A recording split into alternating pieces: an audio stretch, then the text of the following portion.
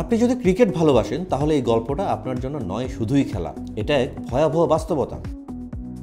একটা সময় পাকিস্তান ক্রিকেট মানেই ছিল প্রতিভা, গতি আর রোমাঞ্চ, কিন্তু সেই রঙিন পর্দার আড়ালে চলতো অন্ধকারের কারবার। ম্যাচ ফিক্সিং, জুয়া, ঘুষ আর এই সবের মাঝেই দাঁড়িয়েছিলেন এক কিংবদন্তি, ওয়াসিম আকরাম। তার আত্মজীবনী সুলতান এ মেমোয়ারে তিনি নিজেই প্রকাশ করে দেন পাকিস্তান ক্রিকেটের ভেতরের ভয়াবহ চিত্র।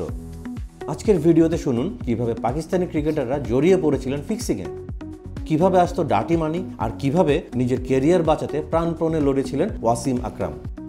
শুরুটা হয় 1990 সালে। শারজাতে অস্ট্রেলেশিয়া কাপের আগে প্রথম গুঞ্জন শুনতে পান আকরাম পাকিস্তান নাকি ইচ্ছে করে হারবে।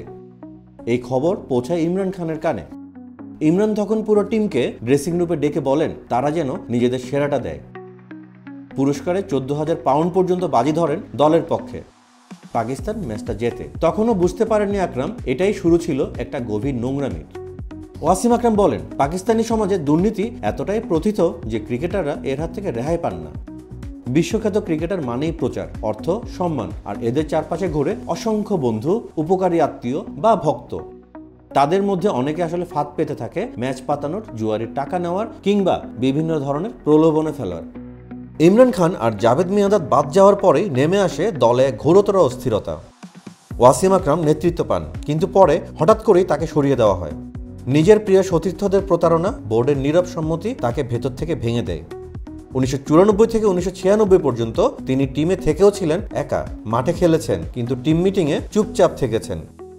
সন্দেহ, বিশ্বাসভঙ্গ, আভ্যন্তরীণ রাজনীতি সব মিলিয়ে পাকিস্তান দলের ড্রেসিং রুম হয়ে পড়ে বিষাক্ত। ওয়াসিম আকরামের ভাষায়, একাধিকবার ম্যাচ পাতানোর আগে তাকে ফোন করে হুমকি দেওয়া হয়েছে। নিউজিল্যান্ড সিরিজে আতাউর রহমান তাকে বলেন ম্যাচ নাকি ফিক্সড। রশিদ লতিফও বলেন সেলিম মালিকের রুমে টাকা অফার করা হয়েছিল খেলোয়াড়দের। ওয়াসিম আকরামের দাবি কেউ কাউকে কিছু বলেনি, সবই ছিল গুঞ্জন, সন্দেহ।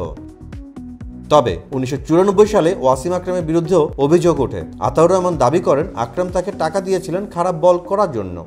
ওয়াসিম আকরাম অবশ্য তা অস্বীকার করেন সরাসরি। 1994 সালে সিঙ্গার ট্রফিতে বেশ কয়েকজন পাকিস্তানি ক্রিকেটারের সঙ্গে বুকির পরিচয় ঘটে।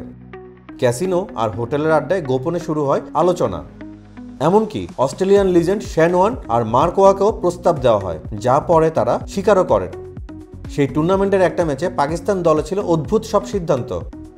স্টার প্লেয়াররা হঠাৎ অফ ফর্মে, ভুল একাদশ, মন্তর ব্যাটিং সব মিলিয়ে বুকিদের প্রভাব ছিল দৃশ্যমান।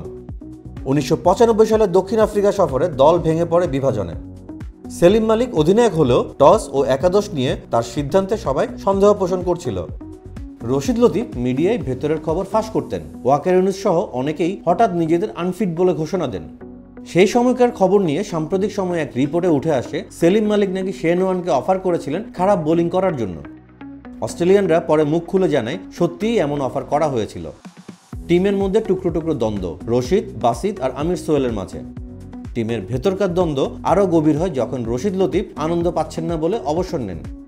বাসিদ আলী হঠাৎ দেশে ফেরেন। আমির সোহেল প্রকাশ্যে বলেন দলে অনেকেই ঘুষ নিয়ে ম্যাচ হারিয়েছে।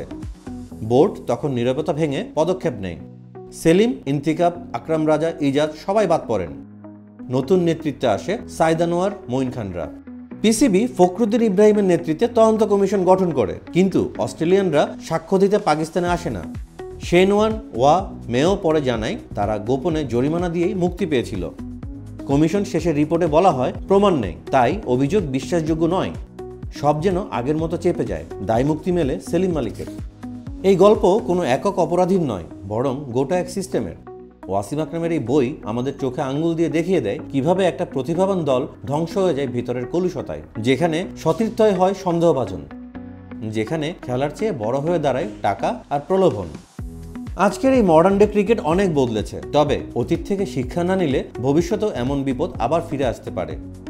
এই ছিল ওয়াসিম আকরামের ডাটি মানির অন্ধকার অধ্যায়, এক কিংবদন্তির চোখ দিয়ে দেখা বাস্তবতা। ভিডিওটি ভালো লাগলে লাইক দিয়ে বন্ধুদের সঙ্গে শেয়ার করুন। আপনি যদি চান এমন গভীর ও সত্যভিত্তিক কাহিনী নিয়মিত শুনতে, তবে বাংলা ফ্লো চ্যানেলটি সাবস্ক্রাইব করুন। একই সঙ্গে বাংলা ফ্লোর ফেসবুক, ইনস্টাগ্রাম ও টিকটকেও সংযুক্ত হতে পারেন আমাদের সঙ্গে।